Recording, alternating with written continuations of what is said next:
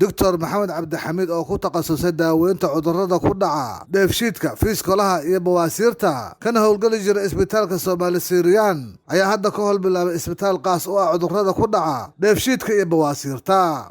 isbitaalku wuxuu ku yaalaa wadada Taleex ee degmada Hodan agagaarka maqaaxida Fatxi. السلام عليكم ورحمة الله وبركاته. اخوتنا الشعب الصومالي الشقيق، معكم الدكتور محمد عبد الحميد، اختصاصي في امراض جهاز الهضم والمناظير والبواسير. انا من سوريا، كنت اعمل في ليبيا 5 سنوات، وثم بدأت في العمل في الصومال منذ عام 2017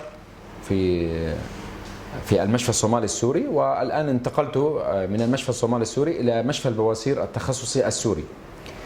الحمد لله رب العالمين، منذ 5 سنوات بدأت العمل في الصومال ولا زلت أعمل في اختصاصي، طبعا اختصاص أمراض الجهاز الهضمية والبواسير.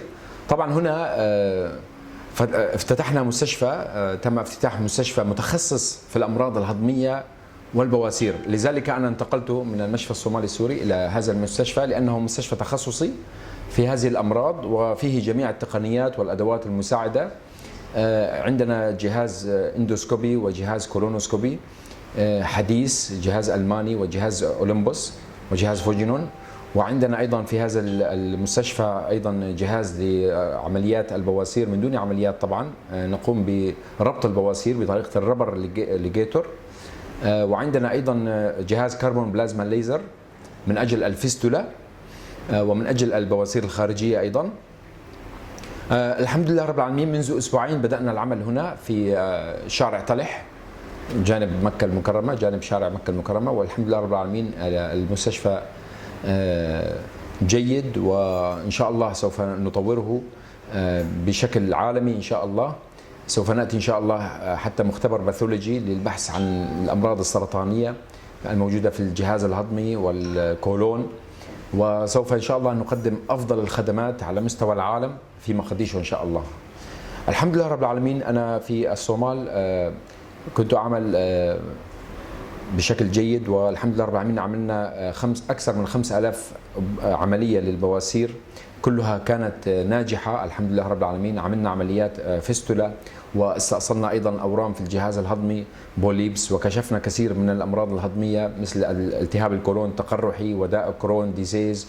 وعملت أيضا عمليات توسيع للمري، بعضهم جاء لا يستطيع البلع، عملناهم توسيع في البالون وتوسيع من خلال المنظار. الحمد لله رب العالمين. إن شاء الله دائما نتمنى لأخوتنا الشعب الصومالي الشقيق دوام الصحة والعافية، ودائما إن شاء الله رب العالمين سوف أظهر بشكل دوري وأعطي نصائح، ونستقبل اتصالاتكم أيضا، ممكن نجيب بعض الأسئلة، ممكن يكون مثل برنامج دكتور أونلاينز، نساعد المرضى خاصة في المناطق البعيدين الذين لا يستطيعون الوصول إلينا. إن شاء الله سوف نعمل هذه الخدمات مجانية، طبعا سوف تكون. وأيضا أنا شعاري في الصومال، نحن هنا من أجل المساعدة ومن أجل الخدمات الإنسانية.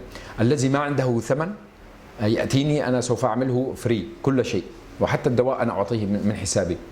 والحمد لله رب العالمين. هنا المقصد، المستشفى هذا هو مستشفى خيري في الدرجة الأولى، ليس مستشفى ربحي.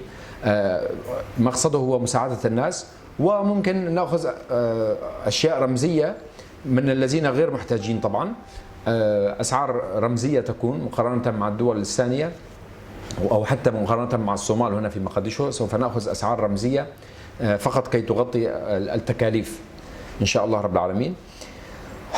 وأريد أن أعطي بعض النصائح أيضا بالنسبة للجهاز الهضمي. طبعا الجهاز الهضمي هو معروف عنه أنه بيت الداء، بيت الداء هو الجهاز الهضمي، المعدة.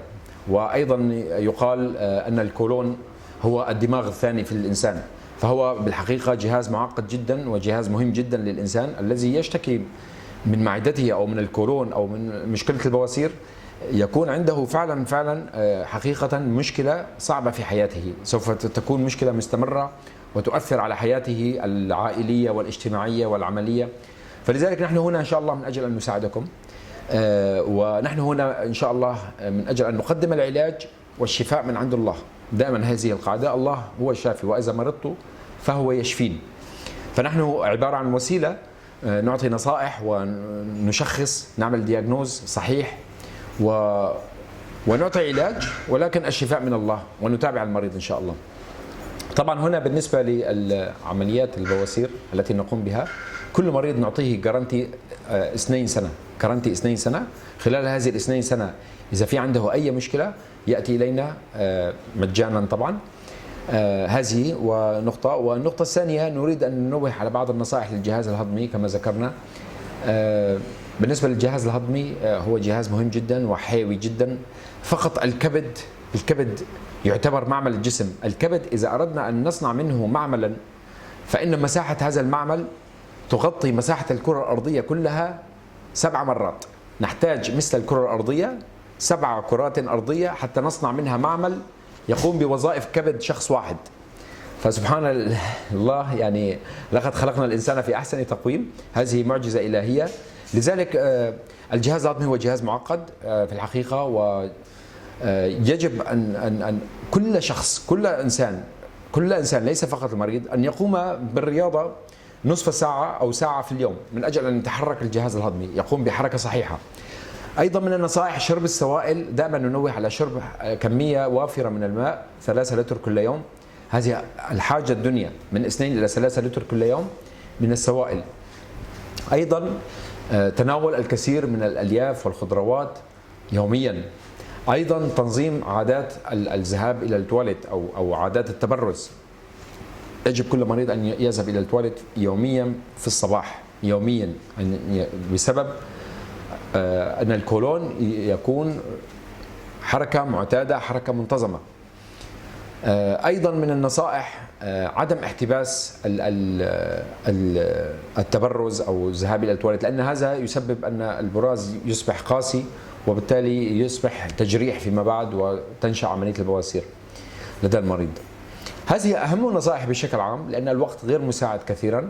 سوف نظهر إن شاء الله في برامج أونلاين، دكتور لايف، مثل دكتور لايف إن شاء الله. في كل حلقة نقدم نشرح عن مرض معين، مثل داء الأشبلوري، مثل داء القرحة، مثل الإمساك، مثل الإسهال، مثل في أمراض كثيرة، مثل أمراض الفم، مثل أمراض البواسير، مثل أمراض الفستولة. ما هي أسبابها؟ سوف نجيب المرضى إن شاء الله مجانا إن شاء الله. هذه تكون الخدمة، ونقدم إن شاء الله دائما أفضل النصائح لإخوتنا في الشعب الصومالي، ونتمنى لهم دائما دوام الصحة والعافية أبدا ودائما إن شاء الله. السلام عليكم ورحمة الله وبركاته. أيضا هنا أيضا بواسير جريد 4 كان عند المريض، أيضا بالليزر استأصلناها. شوف أصبحت رجعت نظيفة. وهذه اليوم عملناها، هذه جريد 4، وهذه هي ما تبقى منها. هذه هي نفسها، لم يبقى بشيء. وهذه هي الباسورة أخرجناها خلال 5 دقائق نستأصلها بجهاز الليزر.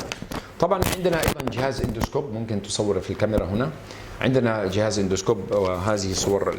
وأيضا كل مريض يأتي إلينا نعمل له صورة بالكمبيوتر، صورة للباسورة، نتأكد منها أي حجم 1 2 3، جريد 1 جريد 2 جريد 3 جريد 4. وبحيث أن عندما نقوم بهذه الإجراءات تكون على أساس علمي صحيح 100%، نعرف ماذا عنده في الداخل وماذا عنده في الخارج. وأيضا المريض الذي عنده نزيف من الكولون أيضا نعمل له كولونوسكوبي، نتأكد أن الكولون كله نظيف، ثم نقوم بالإجراءات، إجراءات استئصال الباسورة. دكتور محمد عبد الحميد ayaa daaweyntiisa cuduradan soo waday 5 sano ee ugu dambeysay. Muuse Maxamuud Jiiso, Muqdisho.